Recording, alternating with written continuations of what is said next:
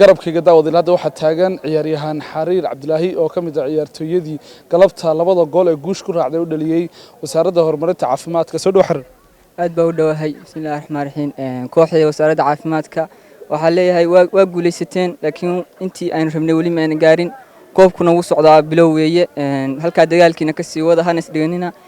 kooxii dhigeena nala ciyaarisay hawlaha guudna waxa leenahay inkama aan badin waa baxdeen hadaan badina anaga ininka ineen badina ininka ma aan badin marka ininkana waxa leenahay barta dadaalkiina ka sii wada insha Allah waxa rajaynayaa kulamada soo socda ninkoo sidii hore ka xoogayna soo laabataan aad buu maasantay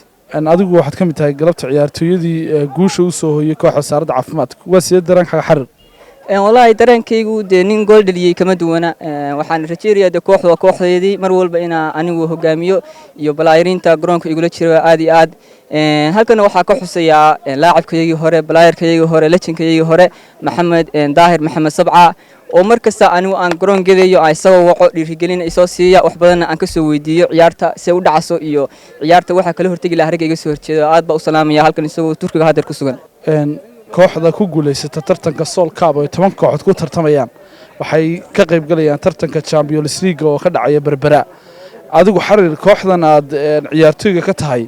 halkee ayaad ku socotaan halkee baad ku haminaysan wallahi kooxdu hadeer aad bay u dadaalaysaa hamigayagu maaha inaan koobka amirno ama koobka meel fiican ka gaarno hamigayaga meesha u nimaanay waxa weeye inaan koobka championka Berbera koobka halkan lagu dhigay hankii waa ka weyn yahay ka ina soo qaadno iyo wixii kale oo la dhigo kooxda diyaar bay mar walba u tahay aad oo maastahir